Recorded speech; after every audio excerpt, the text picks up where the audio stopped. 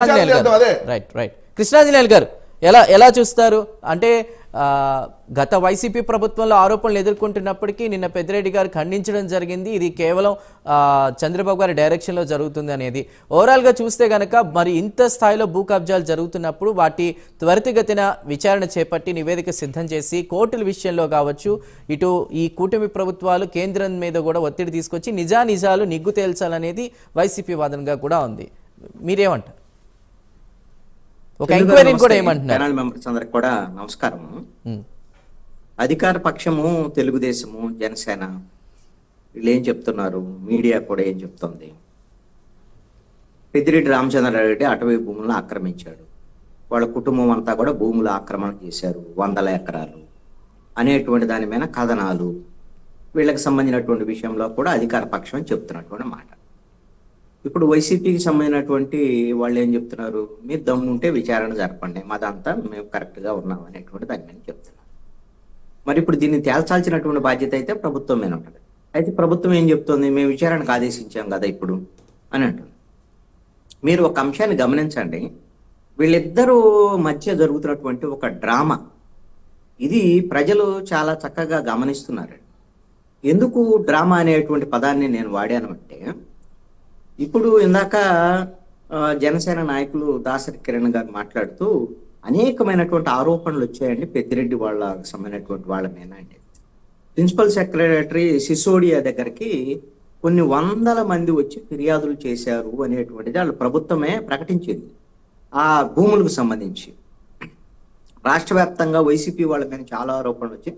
అన్నిటికి మించి పెద్దిరెడ్డి కుటుంబం మీదనే కొన్ని 100 ఫిర్యాదులు వచ్చినాయి అనేటువంటి దాని మీద ప్రకటించారు. ఇది ప్రకటించి కూడా బహుశా ఇంకా 4 నెలలు అవుతుంది సిసోడియా బాధ్యతలు తీసుకునే ఛానల్. ఇప్పుడు 7 నెలల ప్రభుత్వ హయాంలో ఇప్పుడు ఈనాడులో వచ్చినటువంటి కథనం మీద ఈ రోజు విచారణకి ఆదేశించడం ఏంటి? అసలుకి ఇప్పటి వరకు అసలు పెద్దిరెడ్డికి సంబంధించినటువంటి దాని మీద ఏదైతే మదనపల్లి ఫైల్స్ తగలబడిన తర్వాత ఆ రోజు ఒక వారం రోజుల పాటు మీడియాలో కథనాలు, ప్రతి మంత్రి మాట్లాడాడు, సీఎం మాట్లాడాడు, దాని మీద అన్ని అందరూ మాట్లాడిన తర్వాత ఇప్పుడు 6 నెలలు దాటినా కూడా అది తేలనటువంటి అంశం. ఇప్పుడు మీడియాలో వస్తే ఇప్పుడు విచారణకు ఆదేశించామంటారు. అసలు ప్రభుత్వము ఆల్రెడీ వైట్ పేపర్స్ రిలీజ్ చేసినటువంటి నేపథ్యంలో ఏది వైసీపీ ప్రభుత్వానికి సంబంధించినటువంటి కుంభకోణాల మీద, భూముల కుంభకోణాల మీద కానివ్వండి, ఇవన్నీ వాళ్ళు చుక్కల భూముల్ని అదేవిధంగా ఇతర భూముల్ని ప్రీ హోల్డ్కి సంబంధించినటువంటి ఈ భూములకు సంబంధించి వీటి మీద మేము విచారణ జరిపి వీటిని నిగ్గు తెలుస్తామని రెవెన్యూ సదస్సులు వాటి కోసమే మేము ఇస్తున్నామని చెప్పేసి దాని మీద కూడా ప్రకటించింది ప్రభుత్వం. ఆ తర్వాత ఇప్పుడు మొదలు పెట్టారు. కానీ ఇక్కడ ఎందుకు తేలటం లేదు, ఎందుకు జాప్యం జరుగుతుంది, దీనికి కారణం ఏంటి అనేటువంటి అంశాన్ని కన్నా ఒకసారి మనం గమనిస్తే నేనేమంటాను అంటే, ఇది తేలేటువంటి అంశం కాదు, తేల్చేటువంటి ఉద్దేశం ప్రభుత్వానికి లేదు అనేటువంటిది నా యొక్క అభిప్రాయం. ఇది ఆరోపణ కాదు. ఎందుకు ఈ మాట నేను అంటున్నానంటే దీనికి కారణం ఏంటి అని అంటే, ముఖ్యమంత్రి చంద్రబాబు నాయుడు ప్రెస్ మీట్లో చాలా స్పష్టంగా మాకు జగన్మోహన్ రెడ్డి మీద కక్ష సాధింపులు లేవు, ఆయన మీద మేము కక్ష సాధింపు కేసులు పెట్టము అని అంటారు. మిమ్మల్ని కక్ష సాధింపు కేసులు ఎవరు పెట్టమన్నారు?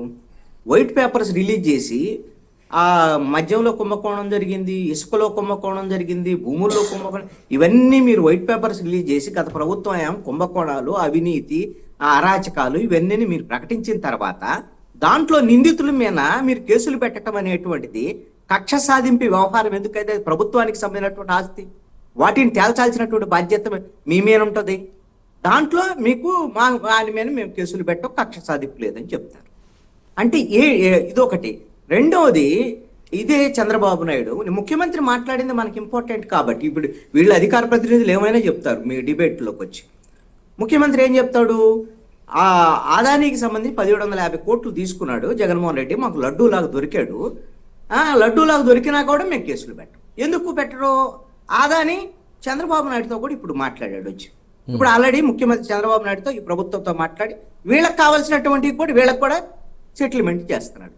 కాబట్టి ఇప్పుడు సమస్య అంతా ఏంటంటే, పెద్దిరెడ్డి మీద ఇప్పుడు ఎన్ని వార్తలు వచ్చినా ఏమొచ్చినా ఎందుకు చర్యలు ఉండటం లేదు అని అంటే, మొన్న విజయసాయి రెడ్డి చూశారు కదా కాకినాడ పోర్టుకు సంబంధించి విజయసాయి రెడ్డి రాజీనామా వెనక జరిగినటువంటి పరిణామాలు ఏంటి అని అంటే, ఢిల్లీ నుంచి ఓటి వచ్చినటువంటి పవన్ కళ్యాణ్ కాకినాడ పోర్టుకి వెళ్ళి బియ్యం గియ్యం పట్టుకునేటువంటి వ్యవహారాలు కాదండి.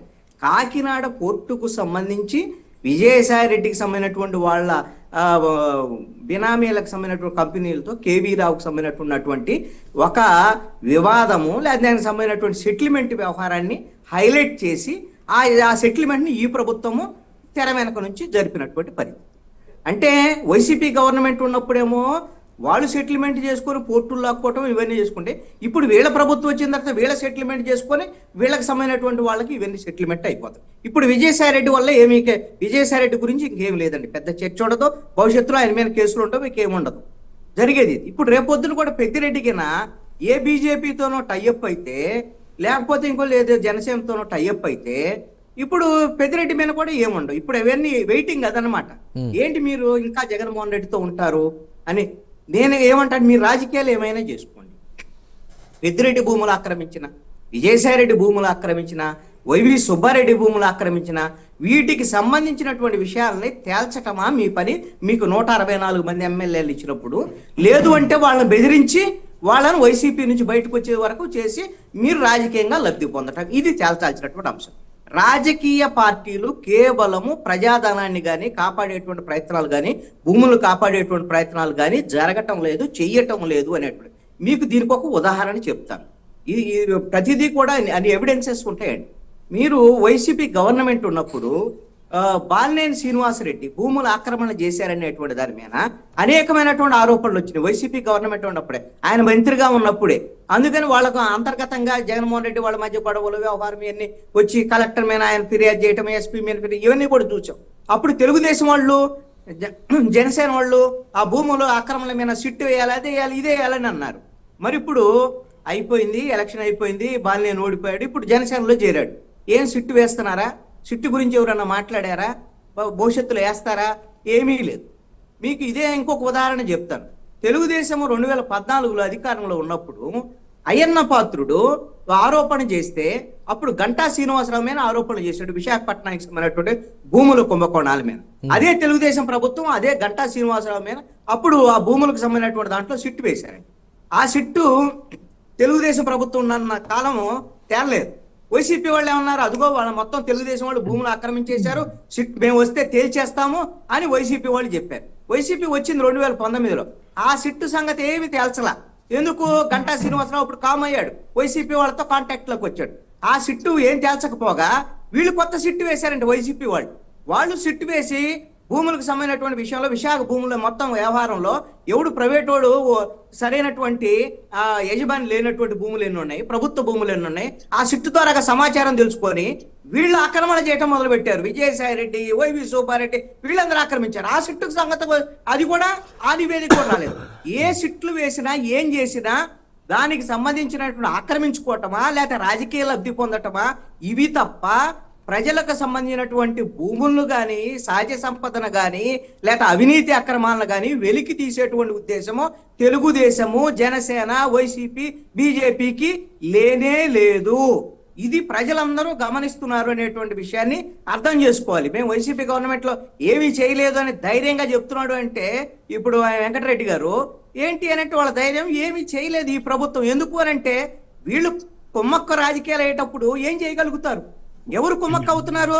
ముఖ్యమంత్రి చంద్రబాబు నాయుడు కుమ్మక్క అవుతున్నాడు, నారా లోకేష్ కుమ్మక్క అవుతున్నాడు, పవన్ కళ్యాణ్ కుమ్మక్క అవుతున్నాడు. కాబట్టే వైసీపీకి సంబంధించినటువంటి అక్రమాలు బయటికి రావటం లేదు అనేటువంటిది ఈ రోజున ప్రజల్లో ఉండేటువంటి ఒక ఏకాభిప్రాయంగా.